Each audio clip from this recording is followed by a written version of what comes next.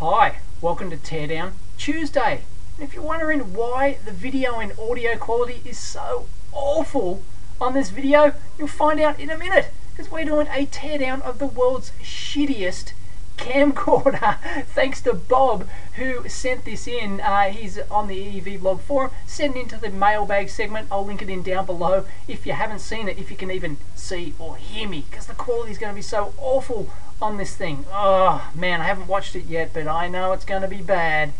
Anyway, I asked if people wanted to actually see inside for me to do a teardown of the world's shittiest camcorder, and surprisingly everyone said yes. I want to see inside this steaming pile of dog turd. So okay, here we go, teardown of the world's shittiest camcorder. Let's go back to my good camera.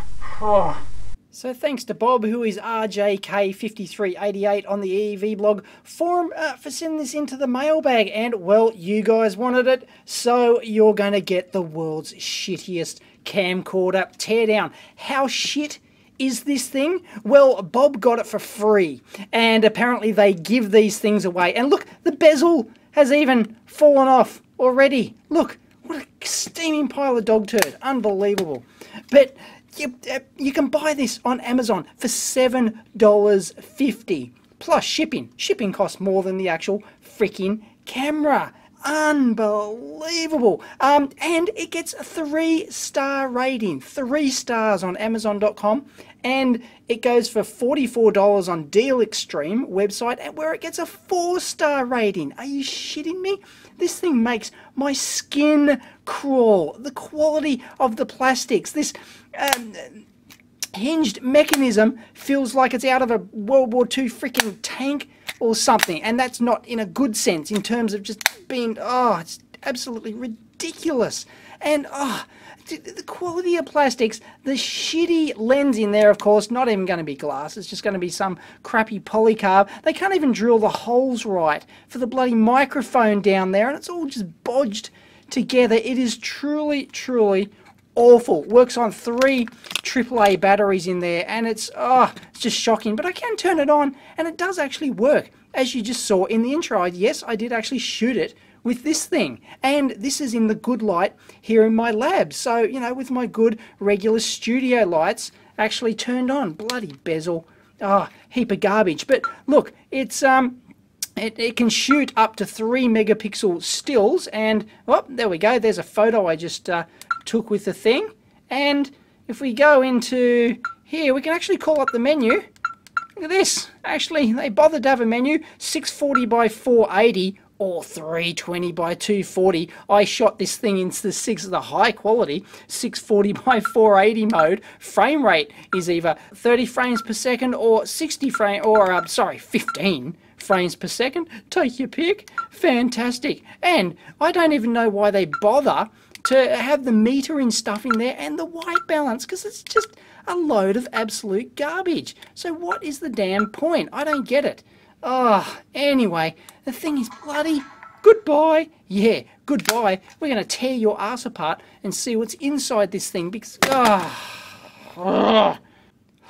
so angry I've got to do this teardown, but the people wanted it. The people voted the world's shittiest camcorder. The manual's actually pretty good. It's a global brand, by the way. The part number is DV136ZB. So you can actually still buy this thing. It's not like 10 years old or anything. It really is this bad. But the manual, I've seen worse manuals, sorry, on really, name brand products. So it's just amazing, and it's all in English, of course. There doesn't seem to be too much Chinglish in here.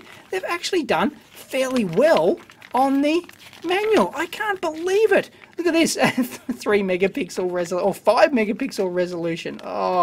You got to be shitting me, but this thing is so bad. But I'm amazed. That's pretty good. There we go. They claim an f3.1 lens on the thing. No optical zoom, of course. It's just crappy 4x digital, 1.8-inch TFT, as you can see. I'm not sure what the resolution is, but what is it? 128 by 64 or something? Not even that. Oh man, this is so crap. Do I have to? Yeah, all right. Everyone asked for it. Here we go. Teardown of the world's shittiest camcorder.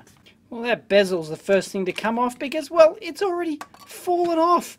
What a complete load of garbage. I don't know, there's one screw in the bottom. It's probably all that holds it. A couple of screws, maybe 2 screws clip on there. It does have USB and AV out. Oh, why would you bother? The quality is just awful, as you saw. And, oh, as I said, the quality of the plastics and the build construction, you just have to hold this thing to just feel how bad it is. I've got to go wash my hands. And I just feel so dirty using my top quality Wiki screwdriver on this thing to open it. In fact, the screwdriver costs more than the freaking camcorder. Unbelievable. Anyway, what are we going to see inside this thing? Well, absolutely, it's going to be a single chip solution.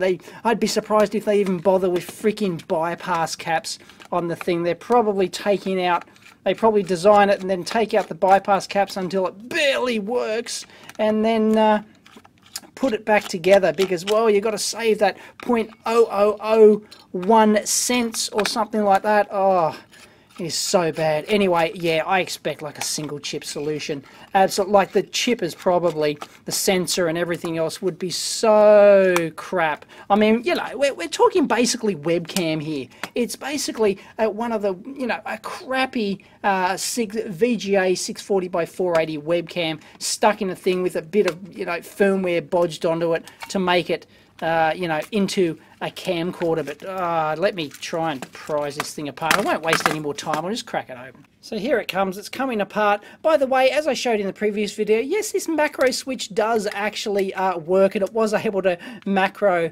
focus on this. Oh, should I just bloody rip this turd? Oh, anyway, the bill of materials cost is going to be bugger all in this. Oh, that's just, oh shit, I don't care. Really, I really don't care. Look, oh, it's, yeah, I think this one actually has internal, like 32 meg of flash memory or something like that, but there we go. There it is. And I'm absolutely stunned that they bothered to gunk down, look, the wires, the power wires into the board. They've gunked them down. Wow, an extra production step they didn't need to do. Unbelievable. Actually, quite a few passives and bypasses in there, but look at this main bypass cap here just bodged on. They obviously couldn't get the surface mount in this production run at the Shenzhen bloody market, so they couldn't get it that day, so they had to rush out to the store, you know, a couple of stores up and buy, you know, these leaded RB electrolytics to whack in there instead. Well, I'll tell you what, it's actually not as bad as I thought it would be. Look, they've even gone to the effort to put a tally light on the front, what's called a tally light, which indicates that it's actually on and recording. Even my Canon HF G10 I'm shooting with now, I wish it had a bloody tally light on the thing. But anyway, just a couple of other crappy LEDs, white LEDs as a fill light for the video fill light you can turn off and on. And yeah, there's the shitty little speaker. We'll rip that out. But once again, yeah, look, they've gone to gunk. They've gone and gunked up the wires. Unbelievable that they did that attention to detail. That's clearly the audio driver chip down there for the speaker. A couple of crystals around there.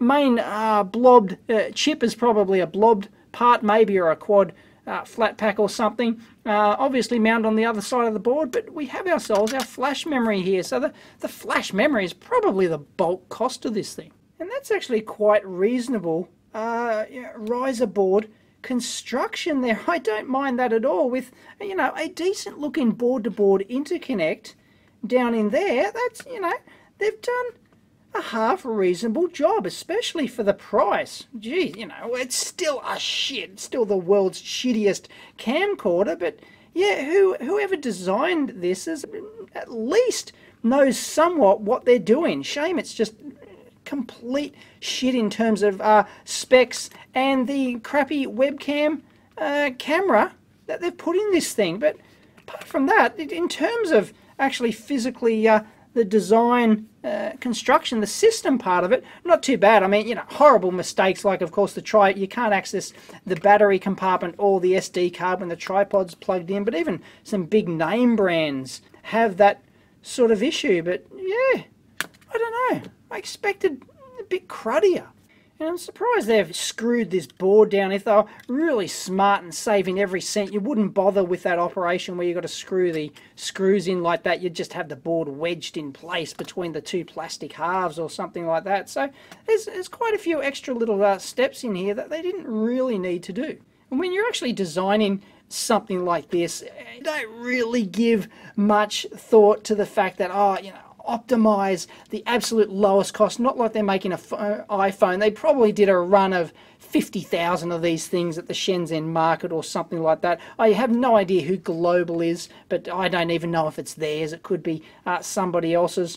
But yeah, so they probably didn't worry about the screws. Thought, whatever, one-off cost. We're not going to engineer the thing anymore to make it wedge the board in place, so we have to do without screws and stuff like that. Labour's still pretty cheap here in China. We'll just whack in some screws. She'll be right. Oops, sorry, I just realised I've been shooting this video up until now in LP mode on my camcorder. I changed it before and I forgot to change it back, so if the video quality's been a bit garbage until now, that's the reason why, and why it's suddenly come good. But how many orders of magnitude better than this pile of crap?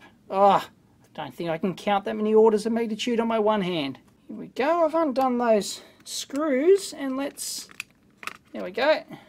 Popped out on the bottom. Look at that. So here's the board. It just pulls off here. They've got a nice little plastic spacer in there to keep that in place. As I said, that is really quite nice. Dual bore construction, sensor board. There we go. Version 1.0. Yeah, they haven't bothered to revise it. There you go.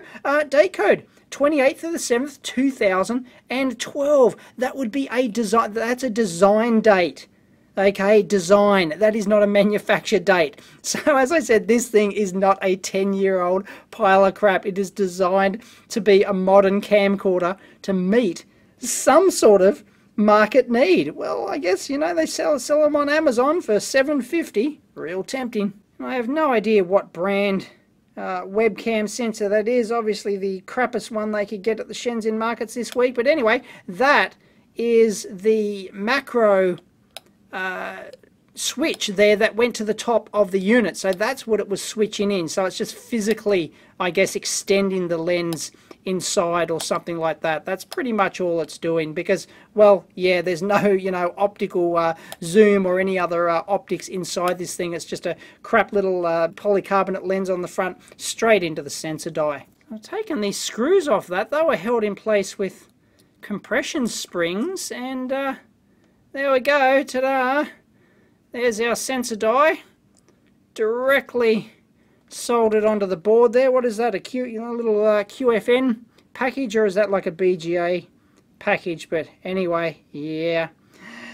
That is the thing responsible for the shitty performance of this thing. And well, I wonder what they get, what cost they get that die for. What would it be? I mean, would it, you know, like 10 cents? Not even? I mean, for a die of this, how do you even pick and place a die like that, by the way? Does it come with like a plastic cover on top, or a film that they film? I would have thought that the pressure from the pick and place machine would have damaged the sensor. Maybe it has. That's why it's so shit. And there it is. If I move it slightly at a different angle to the light there, you can see the die and all the circuitry surrounding that. And that's doing it with my macro lens, ×10 macro lens. That's making a good account of itself there, and that's rather fascinating. But yeah, I think you can see the pads on the side there, so it's probably some sort of, you know, QFN type package. I always like looking at dies like that, getting them in the light. It really is quite nice. Oh, look at that. You can see the detail there now. That's just absolutely brilliant. I love that. And I'm just very curious to shoot this on my Tagano microscope here. I'm just pointing the camcorder at the screen, so you can probably see the screen update flicker there. But I I just wanted to have a look what 30 times optical magnification can do to that at that 250 millimeter working distance or something like that. Look at that. Fantastic. Oh, that is terrific. That Teardown microscope works really, really well. Can't wait to capture the output of this thing. It'll be really good for teardowns. And no, there you go. It's not a QFN, it's a BGA. Look at that. You can even see the balls underneath there. Yes, the world's shittiest camcorder has balls. Huh. They're up to version 1.3 of the main board, 2011. So the main board is actually older than the main sensor. And there's our main chipset there. We'll try and get some data on that, and of course some memory, just some operational memory for that thing. So there's basically bugger all in this thing. Dome tactile switches, they will be the cheapest, crappiest quality possible. You probably only get 500 cycles out of those little turds. And well, they haven't skimped on. Look at that, there's a SOT23 package. We don't need that SOT23. Let's just put a 0 ohm jumper in there. Bob's your uncle. No worries. Wow, test points. They actually bothered to test this thing? I'm shocked. And the chip is an SPCA 1528A. And yes, I was able to find data on that thing. Comes from a company called iCatch, and we'll take a look at the data sheet, but I'm not sure what that M symbol is. So is it second sourced or just, you know, a copy, a clone of the genuine iCatch chip? I don't know. So here it is, iCatch SPCA 1528A, eye-catching technology for digital still camera solutions. This is the product brief, it's not the full data sheet. This is the first thing that popped up, is an ideal low-cost still SoC system on chip that features a full set of components, standard digital camera system. Among these components, high-quality image processing engine. Yeah, shame about the lens, camera and lens stuck onto the thing. High-speed JPEG codec. Of course, it's not MPEG 4 or anything like that. It's just motion JPEG encoding for this thing, but it's probably capable of quite good results. It depends on which lens you actually you know, made it with. Basically it all comes down to the lens and the optics. That's pretty much it in these things. I'm sure it does a reasonable job at the chipset level, and that's not the reason for the crap quality image in here. Anyway, it's got it's designed exactly for the purpose, up to 5 megapixels, precise flash light control at pixel level. Yeah, right. Motion JPEG at 30 frames per second, on-chip TV encoder and TV DAC.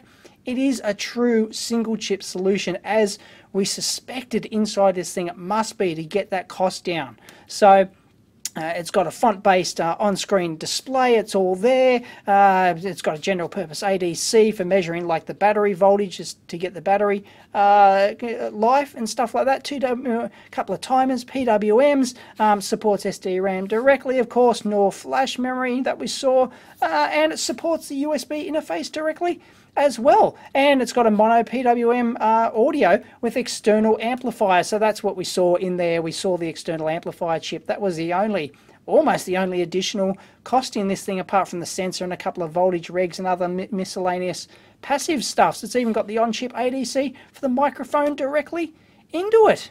No problems whatsoever. Lens shading correction. Doesn't matter a rat's ass in this thing. And that's pretty much the world's shittiest block diagram. Oh, goodness sake. Ugh. So there you have it. That's pretty much it. There's not much to it. Single chip solution with external memory and just the audio driver and a couple of passives. So I don't know the bill of materials bomb breakdown on the cost of this thing. Would the sensor board, would the sensor itself be the most cost? It may not be. So, you know, how much is the assembly? How much are the other parts? I don't know. Shittiest microphone on there, of course. They haven't done anything about anti-vibration mount or anything like that. Of course, not in this class of camera.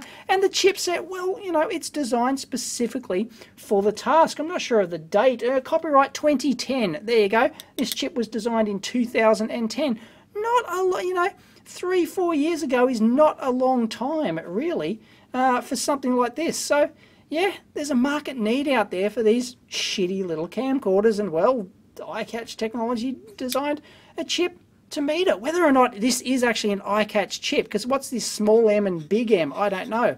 Is it, you know, some clone chip or something like that that they bought, you know, in a couple of, oh, we'll buy 1,000 trays of those at the Shenzhen market. No worries, we'll just whack them together. They're a Taiwanese company, by the way, iCatch, so whether or not this one was actually made in Taiwan or China, I have no idea. It would have been assembled in China almost certainly, I suspect, and it's been quality control passed by number 3. Good on you, number 3. What a winner. There you go. But, oh, yeah, geez, I don't know.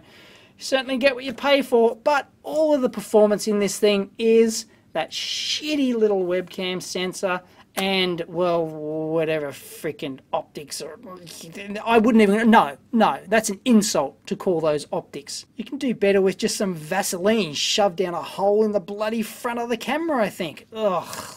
And the other thing with this sort of product is, as we saw with the date code, this thing was designed in 2011, the board. The chipset's from 2010. This board is from 2012. So basically the baseboard's going to remain the same, but to keep this in production for a couple of years, they're just going to use whatever baseboard, whatever sensor they can find this week, literally this week, to put through a run of, you know, 10,000 of these things. So they might just respin that board in a matter of days or something like that and use whatever sensor they can get a hold of. But of course that wouldn't have been the reason that they went for the dual board construction there, knowing that they'd have to maybe change the sensor board all the time. It's just the fact that, well, this one had to be horizontal with the lens sticking out the front, and, well, that camcorder shape, it dictates that this board had to be this shape, so they had to do the right angle solution like that.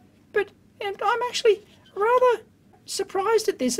It's actually not, apart from a shitty performance, it's actually, you get quite a bit of value in your $7.50 in terms of the design and construction. I mean, the quality of the plastics, they're always going to skimp on the plastics with these cheap ass things. But yeah, anyway, yeah, I expected shabbier. And, well, we got, hey, half decent. I think it's worthy of a $30 camera. And very quickly, there's the LCD board. Yeah, they maybe got some stuff here for the backlight, and, well, just the driver ribbon cable coming in, and a couple of passives. Nah, version 1. And for those playing along at home, there's presumably the part number for the LCD. And there's the backing with the side mount LEDs there. Oh, mounted on that, so we just peel the LEDs off there for backlighting this heap of turd that is this, to, well, do they claim it's a TFT display? I don't know. Anyway, it's a pile of garbage. And we're back on the Tagano microscope here, having a look at the LCD display. There we go. You can see the ribbon cable coming in, the hotbar attachment there, and there you can see a little logo there. Is it something like that? Anyway, going into the array, which we might be able to, what if we look on the other side? Nah, we got bugger all. All the interesting stuff is on the bottom side there. There we go. So there you have it. That's a teardown of the world's shittiest camcorder. You asked for it, you got it. Ugh, $7.50. Oh, man, I wouldn't use this thing. I would rather go back to working for the man than continue my video blog shooting it using this camera. That's how freaking bad it is. There's only one place for this, and that is in the bin. How dare it pollute my lab. And good riddance. That's one less shitty camera that can inflict crap quality content upon the world. Ha! Thumbs down. Catch you next time.